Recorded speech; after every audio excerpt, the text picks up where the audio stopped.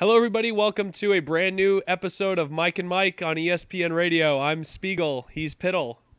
Yeah, we're subbing in for Mike and Mike. We're going to talk about video games instead of sports for once. Yeah, because nobody cares about sports. Yeah, nobody right? cares about that. Yeah.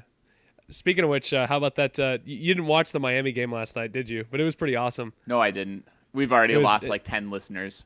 Yeah. So we're actually here. I'm still sick, by the way. This is an emergency Effortless recording because guess what? Some more news came out about this NX controller thing. And I wanted to talk about it during our last episode, but we ran out of time. We were already like 75 minutes in. But so we wanted to do a show. I'm still like I'm even worse than yesterday, so I'm really sorry for my voice, guys. But you know what? This is gonna be some good stuff today. Yeah. This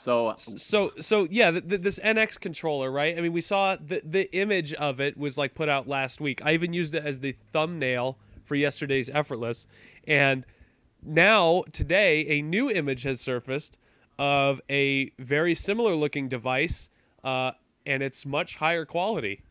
Yeah. If you have not been paying attention, I don't know what rock you live under. You just don't really care that much. But just to catch you up, there was an image leaked of the supposed NX controller or something earlier this week, and there was a lot of controversy about it, and sort of because it kind of looks like a Vita, but with only the thumbsticks, and the whole thing is a screen, right? That's basically what that's the first thing it reminded me of. I'm like, oh, this thing looks kind of like a Vita. The whole thing was just it's in an oval shape. So it's not normal rectangular shape, and we've known in the past that Nintendo had sort of licensed some technology to make screens that are not in a square rectangular shape. And some alleged patents that may or may not be real. And by the way, we should preface this whole episode with we don't know anything at all about whether this is actually real. They have definitely licensed this technology. I forget who makes it. I want to say it's Samsung, but it might not be. And so, yeah, it's just sort of like this new tech that you can make screens in different shapes. And then, yeah, there's just two thumbsticks in it, and the entire thing's a screen. There's no physical face buttons to see. You can see a couple small speaker holes in the bottom of the screen, as well as a camera. And, it didn't take long since it was like a low quality image. A lot of people were like, this is fake. But I believe it was Kotaku, ran the image through a program that sort of has a heat map of whether it's a photoshopped image or not. There weren't very many signs of Photoshop. But generally, the consensus was, this has got to be fake. This is like too close to just this rather general patent that Nintendo revealed. And like their general patent it wasn't a design patent. So take that. It was just the tech, right? Yeah. Yeah, it was just the technology that was in the patent. And then today we just got a new image with a much higher quality, and instead of a white controller, it's a black controller, right? Yeah, I mean, so to be clear, it's and I'm going to remain the skeptic, I think, on this entire show. It could be the same person. It's not like it's impossible for them to manufacture something with like a 3D printer and leak it on the internet. Like, we've seen elaborate stuff like this before. It happened on this very channel like a year ago. It did. And so it's not like there's never anything fake on the internet, right? And maybe it's because of what the history of this channel. I'm never going to take something at face value until I can see it for myself. You know what I mean? So I can't look at this thing, and I can only call it a thing because it certainly doesn't look like a controller by any sense of the word. I can only look at it and say, I don't really believe that this is the direction they're going. So I think we could actually start there, right? Is it real or is it fake? Yeah, is it real or is it fake? And I mean, This is going to be a good episode because you are in the camp of it is not real, correct? Well, I'm hesitant to say that it's either real or not real because I don't want to be like that guy that's like so wrong when it comes out to that it is real or that it is fake. But I am leaning fake, and I have leaned fake because there's two images on the internet, one low quality, one high quality of a thing that might be a Nintendo product, maybe doesn't necessarily mean to me that it's real. It could be anything. Um, So, yeah. yeah, I'm leaning fake. Basically, is what I'm trying to say. And I told you yesterday, and yeah, I believe yesterday that I'm leaning real. And That I imagine this image probably solidified that stance in your mind. yeah, it did, because well, I mean, looking at it originally, I was like, what this is it, and I just like sort of couldn't believe it. Um, and then sort of the consensus came out that it was fake. But the more I thought about it, I'm like, well, okay, this is not photoshopped, and yeah, it's way too close to what the technology patent was like. But at the same time, for someone to Photoshop a image, you would have to Photoshop an image. I feel like, and so I feel like that would have been detected possibly. Um, but the big thing is, it just feels so Nintendo to me. And like I just said, Yeah, um, when I saw it, I was like, what the heck is this?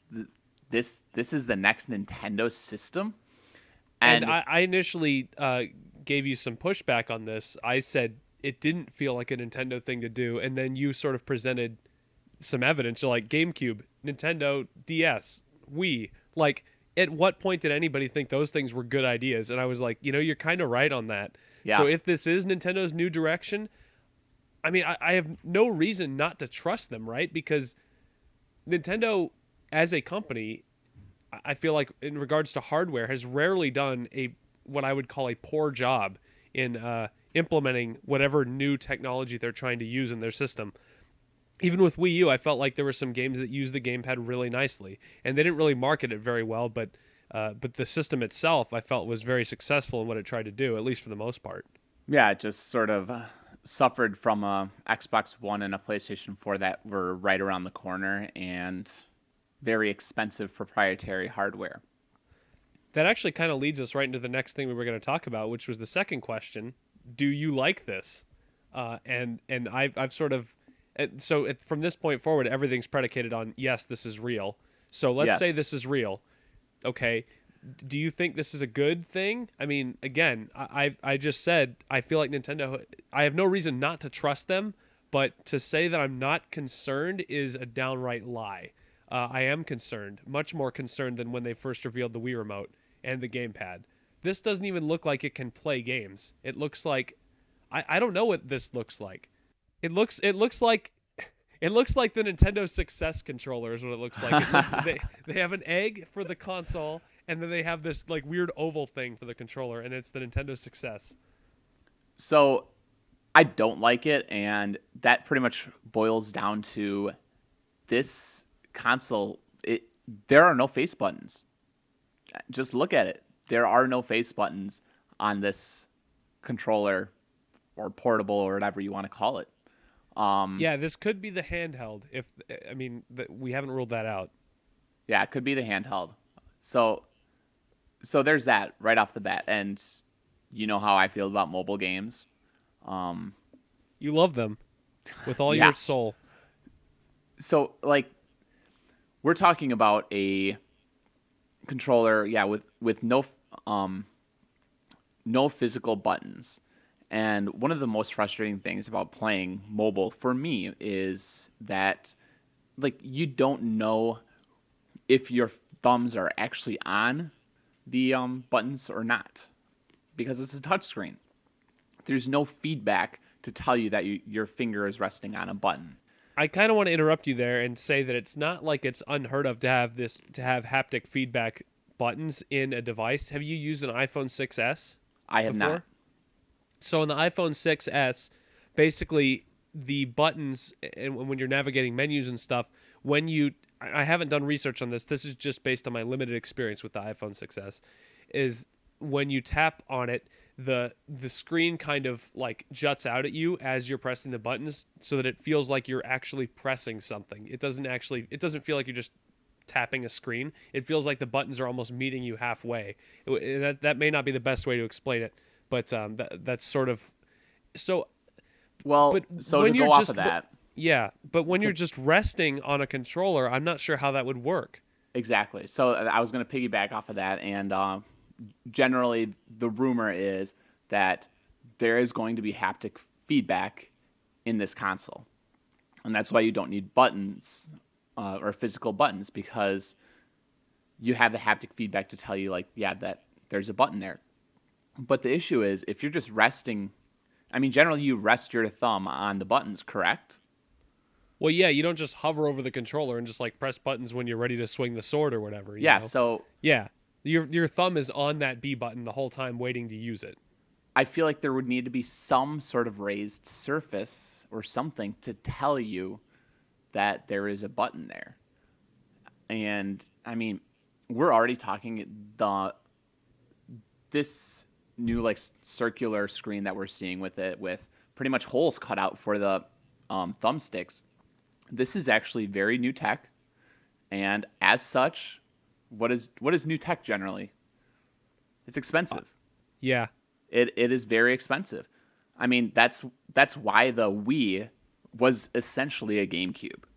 It was essentially But a it was GameCube $250. with that was $250, and it was because of the gyro sensors that were in the Wii remotes. Yes. And also it's why the Wii U continues to be $300 even though it's far outstripped by an Xbox One that you can now get for $300.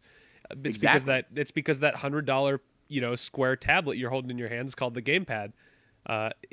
So is it a wise move for Nintendo to invest so much in that as opposed to the actual power of the console? Like, think how easy it would be for Nintendo to just be like, here's a traditional, like say the Wii U Pro controller. Here's the Pro controller, and here's a super powerful console. Buy it. And I'm not sure what I'm not getting, that Nintendo seems to have this mindset that I just cannot even comprehend regarding how they develop their hardware, and why they're choosing to go down yet another quote unquote unique path of development. And yeah, that really sums up Yeah, why it we really does, don't doesn't like it? this, because it's Nintendo trying to forge their own path, and they can say that they're not competing with Microsoft or Sony as much as they want, but we both know that's not true. They're I competing mean, for shelf space in retail stores. exactly, Every company is if you're in the same realm, you're competing because you're competing for exactly. shelf space. And I mean, it's not like Sony and Microsoft just looked at the Wii and said, "Oh, we're not competing with that." What did they do because of all the success of the Wii? They both came out with their own motion control solution. Exactly. Microsoft, it So was the so Kinect. Sony PlayStation, it was the Move.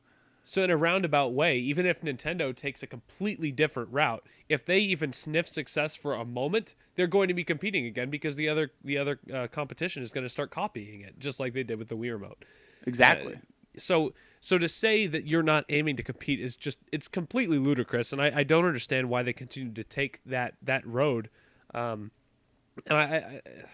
I don't know. I don't really even know where to go from here, to be honest with you, because I look at this thing and I'm just like, well, if this is what they're gonna do, then I guess it's what they're gonna do. And if they have some trick up their sleeve or some like amazing killer apps that for this thing, and it comes out and it's great and it's fun and it's amazing, yes, I will buy it. There will not be a question about whether I'm gonna buy this thing. But until then, I'm kind of concerned. I'm concerned they won't find that big solution, that they never really found the thing to sell the gamepad, right? What if they never find the thing to sell this? And that's sort of what I look at this controller, and I don't see innovation. I see just a different way to do a screen. I see a removal of buttons.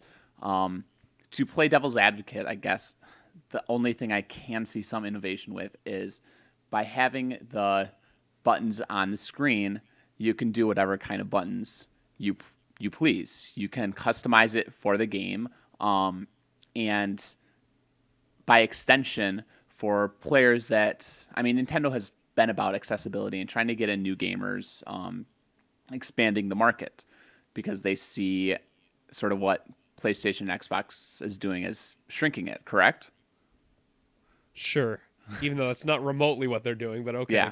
Yeah. So in this method, or yeah, with this controller, you can just have as many buttons as you need on the screen.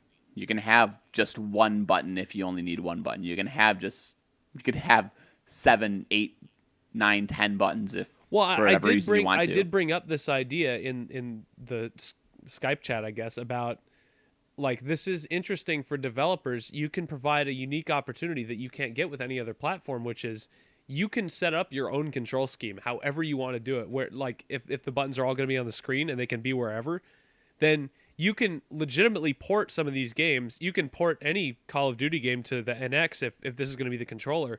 The question is not whether developers will want to do it. It's whether the customers will want to buy it and play it on this unique, definitely not ideal controller for that type of game, right?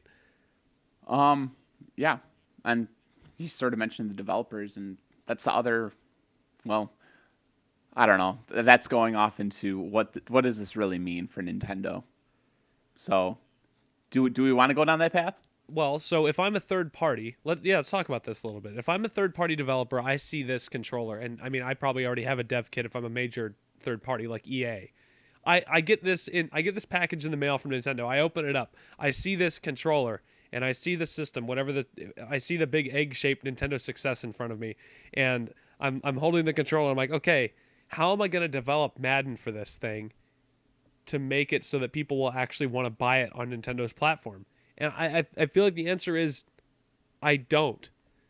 No one's going to want to play Madden on this thing. I guess you could touch where to throw the ball. That's gimmickry on the level of Madden '07, like family all play, where you just like flick the Wii remote and the ball just kind of does whatever it wants. And that is not the direction that EA wants to take Madden. It's not the one that sells. At least not without a massive install base that's dying for a football game on their console of choice, which of course I'm referring to the Wii. Yeah. I don't see how a developer looks at this and gets excited about porting their big money maker games. You know, like it's all fine and good for Ubisoft to have. Another rumor that came out recently is that Ubisoft is going to have Beyond Good and Evil 2 exclusive to the NX. Well, it's all fine and good if they're going to get this and be like, okay, we're going to make this like NX exclusive game that utilizes all the features of this controller, but are we really going to put any effort into putting any of our other major franchises on this console when they didn't buy them before, like Assassin's Creed, for example, on Wii U? What is Ubisoft's incentive to make any type of software like that for this console? And that's the biggest issue I have is there's less incentive for developers to really utilize this console. I've talked to you about it before about how Nintendo sort of needs to have their platform be the lead platform for development. And do you look at this controller and do you see something that developers want to utilize as their lead platform? Well, I will say this again. It's not so much the controller, like, and what the developer thinks. It's just what the consumer wants. So if the consumer looks at this controller, let's say I'm an average consumer. I'm a fan of Nintendo and I don't like this. So you think the average consumer is going to like it? You think they're going to want to play Madden or Assassin's Creed on this? Well, Probably not. now you're in a position where you have to convince the average consumer that this is the superior way to play. So again, as a developer, you're looking at this and you're going, well, we have to prove that people You are want to use totally this. right. You are 100% correct. How do you convince the consumer that you want to play Madden on NX as the lead platform? That is a complete mystery to me, and I'm glad you brought that up because now So my head is spinning. yeah, and then not to mention, I mean, you're looking at okay, well, the people who are familiar with the series, they already have the controls that they're used to. Why would they want to switch to a touch control based platform? Which may or may not have buttons. Yeah, which may or may You not know. have buttons. And then you're looking at proprietary hardware that is going to be very expensive. I mean, like the Wii, gyros eventually became very, very cheap. Which is why And they could sell the Wii for $100 at the end of its lifespan, which is and fine. yeah, and now gyros are in like everything that we see practically because Nintendo sort of helped that technology become so cheap. But so yeah, you're looking at a path where, the screen and everything that goes with this will come down in price and value as the life cycle of this system But continues. will it? Unlike The the gamepad. gamepad, but the gamepad never dropped in value. But that tech was, it's just wireless. It's streaming basically, right? That's the Yeah, but tech. the issue with the gamepad is the literal screen built inside of it. And yeah, LCD technology has gone down in price, but there's a limit to how cheap it can get. And that's the other issue because the money that goes into that screen by itself and whatever touch controls that they're looking into and haptic feedback, that alone is going to prevent Nintendo from putting stronger processors and video cards within this system. Well, if they want to keep it at a reasonable price, that's for sure. Yeah, and by extension, again, Yeah, how in the world is this what thing going to be? incentive? Sorry, what incentive do third Yeah. parties have to use this as a lead platform if now we are risking this not even being the most powerful console? I mean, if this is not the most powerful console on the market when it comes out and it has all these other gimmicks, it's pretty much dead on arrival because no third party developer will utilize it. Period. It is going to be the exact same story with the Wii U, with the Oh, GameCube. it'll be worse than the Wii U. I'll tell you that right Yeah. now, because the Wii U, at least it had third party support out of the gate, because as much as people were like, oh, the gamepad's weird, the setup of the gamepad is pretty much a traditional controller. It's got two trigger buttons on the top of the controller. It's got it's got a D-pad. It's got two thumbsticks, and it's got some face buttons. That's a pretty traditional controller setup. This thing doesn't even have buttons. I mean, so I just don't I don't see how they can turn this into a lead platform. And yeah, it's pretty much going to be an exclusively Nintendo first party product line. Which, again, that's fine by me because I love Nintendo's games, and I think and again, there has to be a reason they're going with this ultra gimmicky controller if this is going to be the design. They Yeah. must have like a crap ton of ideas that for some reason they never used with the gamepad, even though ultimately the gamepad is basically the same thing, but it has buttons. It's got a screen which you can touch, but it has actual buttons on it. Well, hey, this way they can do backwards compatibility, right? Well, I just thought of something. What if this is just like, what if they're redesigning the Wii U and that's the NX, and like this is the new gamepad? It's very possible. If this is a controller, that's the case. Disgusting. That better not be the case. I need a new Nintendo console. I can't keep doing this thing with the Wii U where I wait 3 months for a game that I want to play. And I think that's what will. I mean, my final verdict on this is going to bomb hard. If The general reaction is not positive. People are not happy about this. They see this as a system that is pretty much going to be dead on arrival, like I said. So where do you go from there? I mean, in a way, with that conclusion, like that being my conclusion, I sort of look forward to this system because I feel like, you know what, maybe this will be the system that sort of proves just you bombs everybody wrong. so hard. Oh, never mind. Sorry, what I were thought you you were saying? going. I said I thought you were going to go the direction of this will be the system that proves everybody wrong, and it's amazing. But you went the other way. Nope, I'm going the other way. I'm going this system. At this, with the reaction it has received, with the proprietary hardware, with the screen, how expensive that's going to make it, and taking. I mean, it's going to eliminate third parties. Like, period. Unless this is just Out of the handheld gate, version. it's going to eliminate third parties, right? Because it won't be the lead platform for anything. And that's what Nintendo needs. So with that said, I see this as, a system that will have only Nintendo content, that has no physical buttons, and that is going to turn your Nintendo faithful off of the system because it doesn't have physical buttons. They don't want this. Uh, so yeah, it's gonna bomb so hard that Nintendo will finally go, okay, maybe we should just make a traditional console with our games on it and make it powerful and see how it goes. You know, it's funny. Ever since the, I guess you could say, failure of the GameCube to really attract a large audience, we were watching yesterday after we recorded our episode of Effortless. Well, I was watching some highlights of Nintendo at E3 2004, back when the GameCube was like in full swing and it was getting games, and they had just announced the DS that year. In fact, at E3, that year was absolutely loaded. They had Metroid Prime 2, Paper Mario: The Thousand Year Door, Pikmin 2, Custom Robo, Resident Evil 4, Twilight Princess, to name a few. And they Metroid had Prime 2.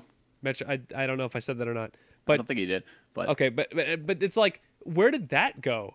And like, that was an epic press conference. Reggie comes out, he says he's all about kicking ass and taking names, and we're about making games. And their opening trailer is this flash sizzle reel that's like, we make games that make games worth playing. And I'm just I like, was about to pull out that line. yeah, this was your last traditional console, the GameCube. And is it the reason that you haven't gone back to that formula is because the GameCube wasn't successful and the Nintendo 64 like wasn't that successful? But really, why was the GameCube not successful? Because again, Because it didn't have a DVD player. That's it was the main not, reason. Yeah, it was not the lead platform. It did not have a normal DVD player, so that turned off the casual consumers. Like, casual consumers looked at the PlayStation 2 and they said, "Oh, I have a DVD player too, too, if I get this system." It had a disc that only held, I think it was like 1.7 gigabytes of data compared to the like 7 to 8 gigabytes of data that the competition had. Man, that's like nothing today. You can get that much on a flash cart like easily. But you're right though. It's just baffling to me that Nintendo feels like their quote unquote hardcore efforts, like the GameCube, like the Wii U, arguably, they viewed that as a hardcore effort. And when it failed, they're like, we have to do something radically different. And we got the Wii, which was super successful and at the time pretty fun until the end of its life, when it was just like, oh, okay, I'm pretty much done with this. Yeah. And are they trying to replicate that with the Nintendo success? Because, which by the way is what I'm going to refer to it as for the rest of my life, no matter what it's called. I don't understand their methodology, and they must understand something or think they understand something that I don't. Maybe it's a Western versus Eastern mentality, but I just don't get it. I really don't. And I love Nintendo. I love this company, but I do not understand their direction with this. It is pretty amazing how negative a response that this system or this leak, whether it's real or not, has received. Because if this is real, from like hardcore fans like me and Piddle here. Yeah, if this is real, I think that the reaction to it, the only negative Nintendo reaction that I can really compare this to. Metroid Prime Federation Force. No, not even Metroid Prime Federation Force, because that was, I mean, that's just one game. It's one true. game that's it's bad. Not and a whole philosophy for... Yeah. And Metroid is sort of it's not a very big series compared to Nintendo's other series. The biggest thing I can compare this to is the reveal of the Wind Waker. Ooh, that's a good one. And man, I mean, people the were Wind Waker so mad. The Wind Waker did win over people, but it also had a lot of people write off Nintendo right at that moment because they were looking forward to. They were like, "Well, I'm not going to get a GameCube, but like if Zelda's really good, I'll get it then." And then, because yeah, you're right. They revealed that in 2002. The GameCube was brand new. Yeah. Do you think if they had done Twilight Princess first, we might be looking at an entirely different Nintendo? I think if they had just done thought Twilight about that, Princess and first, I blew my mind right now just thinking about if Twilight Princess had come out in 2003 in March instead of Wind Waker, and like I think the GameCube would have soundly beat the Xbox for that generation. Oh, no question. It didn't stand a chance against PS2, but that was just because of the DVD player. Yeah, it wouldn't have done anything against PlayStation 2, but it would have soundly beaten the Xbox, I believe, because I think you're right, and that's amazing to think about. so yeah, this is the closest thing I can compare it to, and I mean we are on a downward trend for Nintendo consoles pretty much since the Super Nintendo. I mean, the Wii is an outlier at this point. Oh, you mean in terms of sales? Yeah. Not in terms of quality for sure. I think we're on an upward trend. Yeah, With because the exception of the Wii being an outlier. it has really not been a lead platform since the Super Nintendo, because the N64 you had companies that wanted to go towards bigger, grander adventures and Disc-based adventures, which they have their merits, they have their drawbacks, but yeah, that was the and medium at the time. You could they buy saw a disc, discs as cheap too.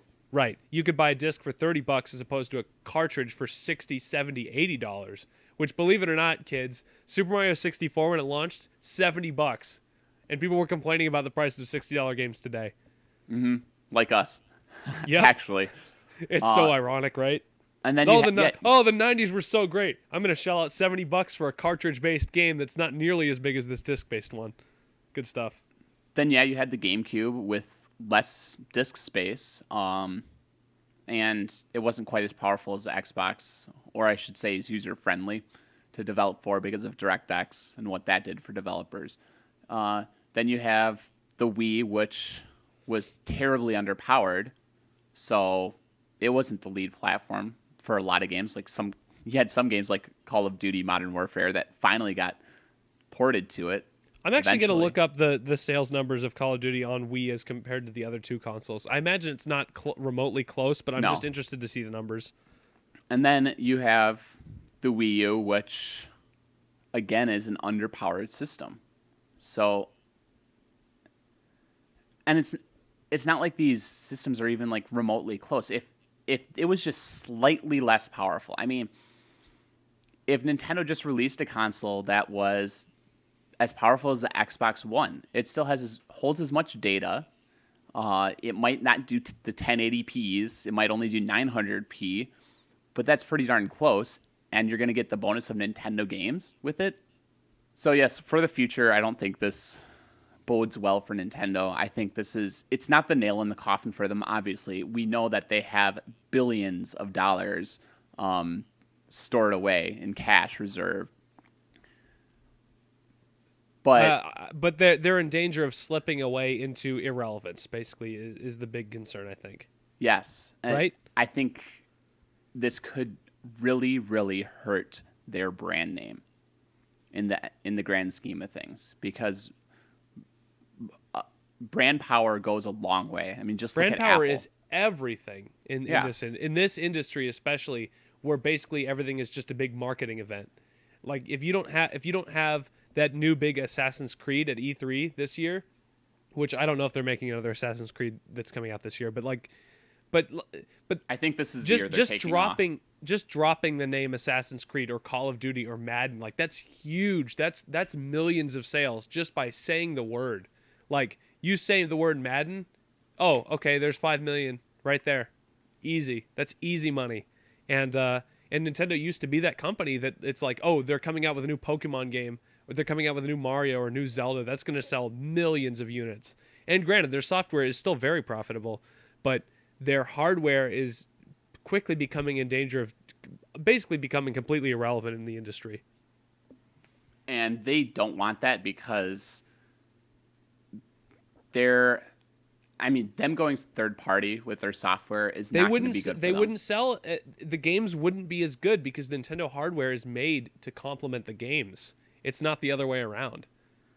Their hardware business is like a crucial pillar to their software business. Yeah, and I don't want to see Nintendo go third party ever. That is not something that I'm interested in remotely.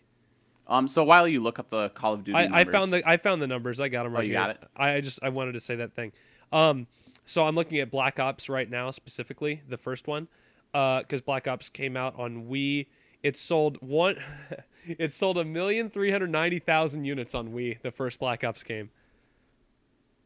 That's brand power. right there. That's brand power in action. Wow. The game, yeah. And then you know what else sold fairly well? Call of Duty Black Ops on Nintendo DS. 620,000 units on Which is DS. pretty impressive. Yeah, and you know what? They both sold more than Black Ops 2 on Wii U. So shame on us, which did not even reach 500,000 units. Oof. Yeah. Oof. That's not good. I just wanted to mention a couple of the other rumors surrounding the controller as far as we've gone this far. Since we've gone this far. Supposedly, the console will also have scroll wheels, sort of for triggers.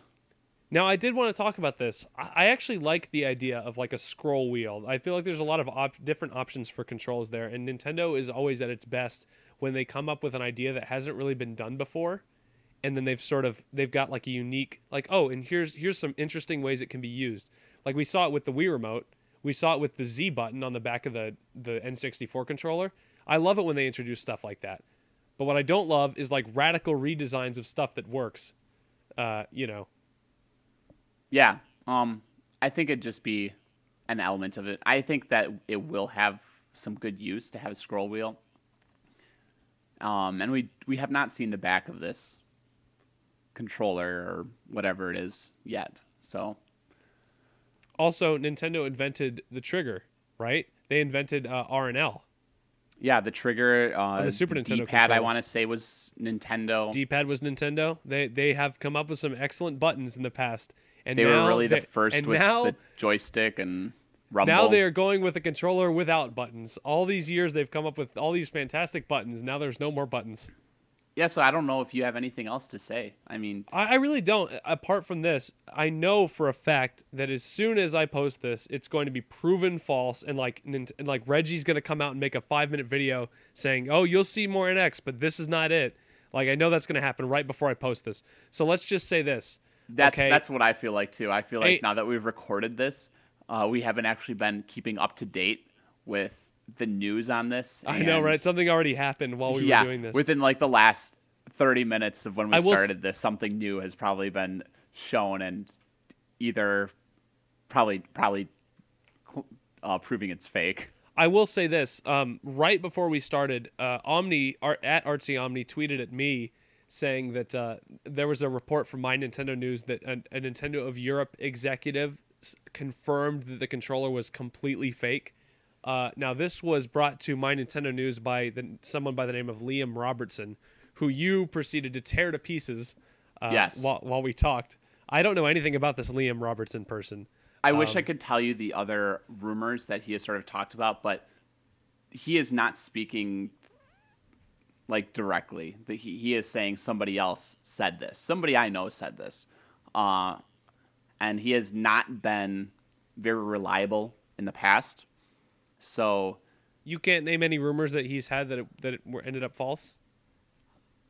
I wish I could. I mean, I could probably look back and find something, but No, we don't have time for that. Yeah, we don't. So just take our word at face value, guys. We report. Hey, we tell you the truth. We have no biases. Just kidding. Yeah. I want this to be fake. I mean, grand scheme of things, I really, really hope this is fake. Or I hope it's so real and so painfully bad that it just forces Nintendo to stop going down this ridiculous path that has really only worked for them in one case. Well, the DS also. Oh, Two yeah, cases. that's true. The DS was... Sorry, in 2 cases. The Wii and DS, the DS. the DS was and is spectacular. I love the DS. I think it's the best thing they've ever done. Yeah. The and DS we is can- actually we a can- good... We can talk about surprisingly that good another time. innovation. Yeah. So I think that's it for the show. We went a little short today, but we only had one topic, so not bad. 40 minutes in, not bad at all. Do you have any other thoughts? Reply. Tell us what you think. Is it real? Is it I'll fake? be honest. Yeah, I'll be honest with you guys. I was not feeling very well heading into this episode, and now that I've talked about Nintendo for like 40 minutes, I'm starting to feel a little bit better. I think Nintendo's got a little healing property to it, I think. Possibly. Yeah, so tell us what you think. Tell us if you think this is real or not. what you think this means for Nintendo's future, if you like it. And yeah, that's about it. Yeah, so we will talk to you again probably next week. Piddle's playing a game that I've been trying to get him to play for a very long time. Little teaser for you Yes. there. I am playing Fire Emblem Awakening, so I'm going to give you a little bit of my thoughts on that when we meet next One of our time listeners actually just commented about that game. on our last show. I'll have to go Yes. check that out. We love you guys. Thank you for leaving so many awesome, like, constructive comments and saying interesting things. I really liked what Chase had to say about the season passes. We'll go over that stuff in the next show. I just wanted to like call you guys out and just say you fans are doing a fantastic job. Follow me at SpiegelWee. We can continue our dialogue there if you want. Thank you all for listening to Effortless. I'm Dr. Spiegel. He's Dr. Piddle. And talk to you later.